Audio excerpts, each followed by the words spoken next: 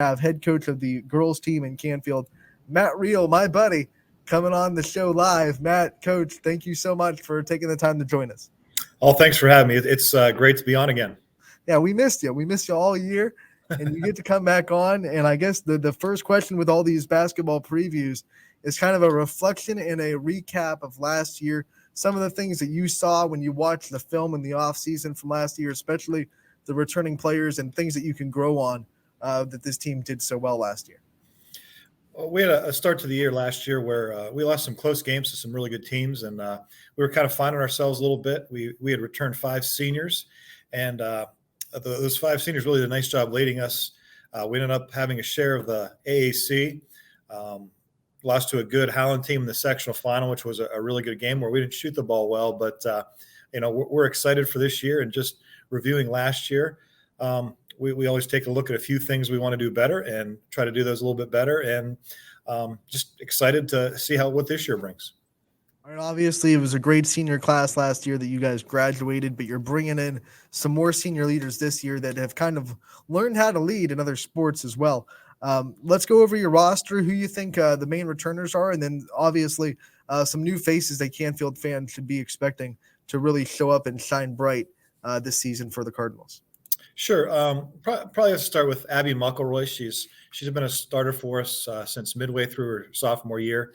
She ended up finishing 5th in the state in 3-point shooting last year as our leading returning scorer.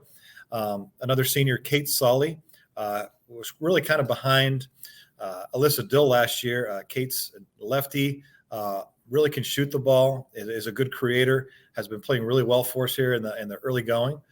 Carly Harmon's another senior who is waiting in the wings behind some good players. She's going to be one of our better shooters. Our 4th senior, Emmy Rubin, hurt her ACL in May, so we're hoping that we can get her back in January at some point. Our junior class is a nice class. Cameron Dill is another letter winner. She's probably going to be our point guard this year. Has really taken a step forward in the offseason. Alyssa's younger sister also. Other people looking for time that have kind of new to us in terms of a varsity realm would be Macy Kalina, Macy Kalina, Grace McQuiston, Cami Ritz. All people have seen some varsity action in the past, but are looking for more. Marina Koenig is a sophomore bidding for some time. And, Jenna Treveri and Carly Fleming, 2 new faces for us. They're also probably going to be in the mix a little bit. All right, so when you talk about, I want to highlight some of these players that we know from returning. First, I want to start with Abby Muckleroy because, like you said, 5th in the state last year, 3-point shooting. But now she's kind of elevated into like a senior leader this year. And she kind of got that experience in volleyball. And how much do you think that's going to help her just having the sport right before basketball where she was thrust in that leadership role and she was able to execute that and then bring it right into basketball? Well, I think, it's great when they have opportunities in different situations to become leaders. And, one of the reasons I really like them playing other sports is they get those opportunities that sometimes they might not have had in the past, maybe in our sport. Abby's one of our harder workers. She'll be in the gym. She was in our gym for our first practice yesterday. She came back. I think she was in the gym at 5:30 shooting. So we're really excited to see what she's going to do. And I think the first thing about being a leader is you have to be willing to be one. And she and other players we have on that team are willing to do that. But for a lot of our young ladies, it's stepping out of their comfort zone a little bit and understanding that sometimes leaders aren't going to be liked at all times. And getting past that is sometimes tough for our girls. So I think having her get a chance in volleyball to do that, I think is really going to help us out. As soon as you said Cameron Dill, all of the opponents just went to deal with another one. What kind of things make her different than Alyssa, and what kind of things should fans expect from her? Obviously, not a carbon copy. Does some different things than her sister did. Alyssa was a little bit probably better scorer. She's just a natural scorer. Alyssa can score a lot of different ways. Cammie's probably a little bit better athlete in terms of quicker. She's really done a really good job of really attacking the basket. When she gets in there, she's very long. So she does have the Dill quality with that. She's long in there, and she has an array of moves that she can go score in a post. Has really improved on her weak hand dribbling, creating, and she's put in a lot of time shooting. I know right after the season got done, she was in that middle school gym shooting a ton, and I really think she's going to be one of our more improved players. All right, as we talk about this season, we have to bring up the schedule. Obviously, the AAC going to look a little different this year. A lot of teams lost a lot of players. Where do you see the AAC shaking out, and what are some who are some teams that you think are really going to shine bright in this AAC? Well, I think you always start with Howland. That's who we share the league with, and I think that we're almost carbon copies of each other in terms of. I think they lost 4 or 5 seniors. We lost 4 or 5 seniors. They all played a lot, and I think they have some young players that are pretty good, chomping at the bit. So you always got to start with them. I know Frank over at Harding. I know he's got a nice freshman class. I think they'll be a little bit younger. Fitch, with a new coach, they're always very competitive. Bigger school. They have some returning veterans. So, we really want to get a look at them because every coach does things a little bit differently. And then with Coach Hamilton back at Boardman, I know one thing. Every time we go over to Boardman, they just play usually their best game of the year. So I know they'll have them ready to go playing hard, and they do a nice job coaching them. So, I think it's a little bit wide open more than it's been so in past years. We just hope to be one of those teams fighting for the title. What about non-conference? Who are some teams that pop up in your non-conference schedule that you're really excited to test yourselves with? Well, all the area teams I think that are good we have on the schedule. I mean, we start off with West Branch. Our second game's at Marlington. 2 really good squads. We have Stowe coming in here as usual.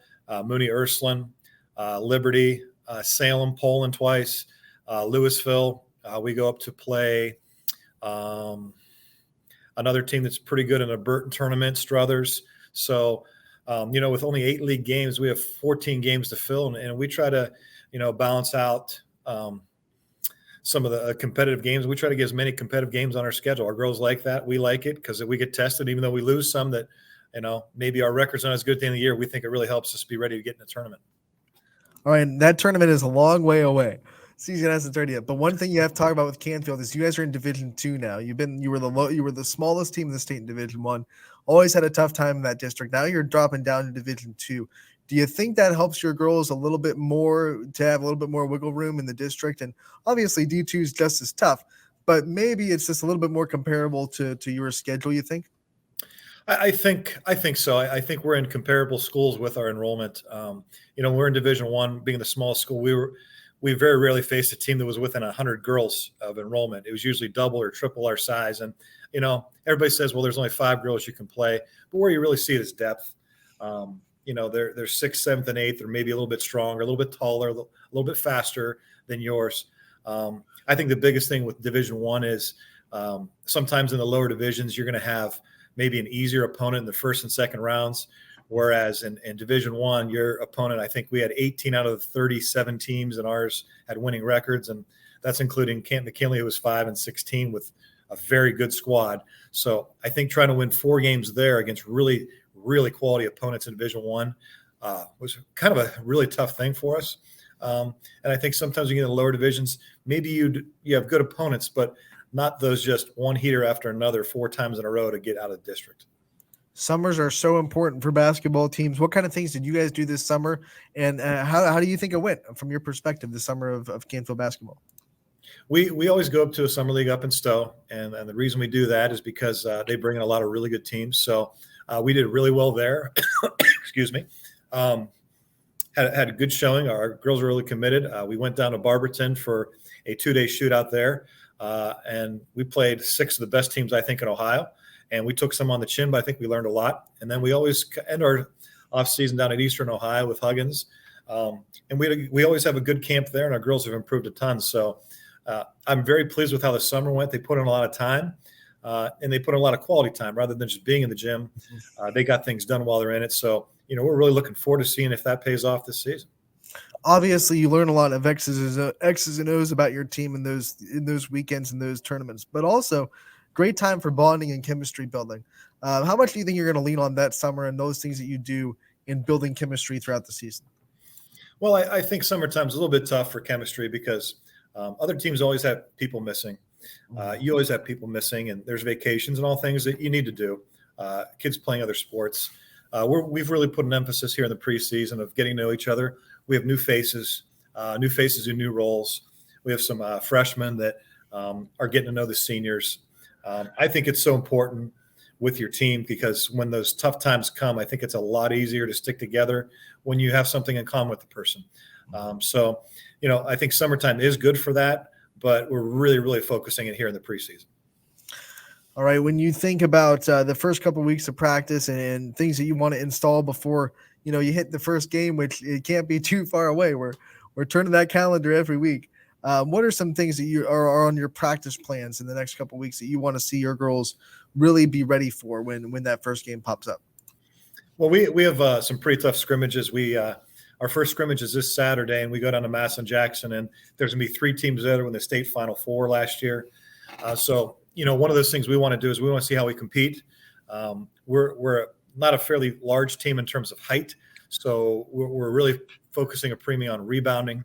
The biggest thing you want to do is you want to make sure you have everything in, or have something in that's going to allow you to keep adding on through the year and give you a chance if some opponent throws you different things. So, we have some scrimmages at Madison Jackson, at Solon, at Norton, at Hudson. So we're really trying to do that. You want to make sure your man zone offense is in, some of the things you're going to do defensively. But we've been thrilled so far with just the competitiveness of our practices. Our JVs, our varsity are doing a great job, and they're making a lot of tough decisions for us. All right, Coach, before we let you go, I want you to give me the biggest strength of your team that you think so far that you're going to have this season, and maybe the biggest weakness of your team so far. Ooh, that's a good question. I would say probably our biggest strength is I think we have pretty good shooters. I really do. I think we have some elite shooters. I think we have some great shooters. I think we have some good shooters. Whether that holds true in the season, we'll find out. But I think that's probably our strength this year. Our biggest weakness, I think, right now is just understanding roles, because we really haven't defined them, and we have so many new faces and new roles that we kind of have to let that play out. I think another issue we're going to have is just our size. There's just some things that you can't teach, and one of those is size. So if our tallest girl is 5'10", and you're going against a 6'2" girl, you got to do some different things, which causes some ripple effects in other areas. But I would say those 2 things are the biggest. All right, Coach, give Canfield fans a shout out to your first home game and when they can come see the Cardinals play in the home gym. Sure. We open up on November 22nd. That's a Tuesday night. We're hosting the Warriors from Beloit. So that is always a great way to start the season. And we know they're going to have a really good team. We're planning on having a really good team. So we're hoping it's a typical first game with West Branch where they bring their crowd, we bring our crowd, and it's a great atmosphere. It's a great first game last year, if I do say so myself. So we'll see you then. We can't wait for the start of this season. Thank you so much for coming on and giving us a little preview. We look forward to the whole year, and we wish you the best of luck, and we'll talk to you again real soon. Thanks for having me.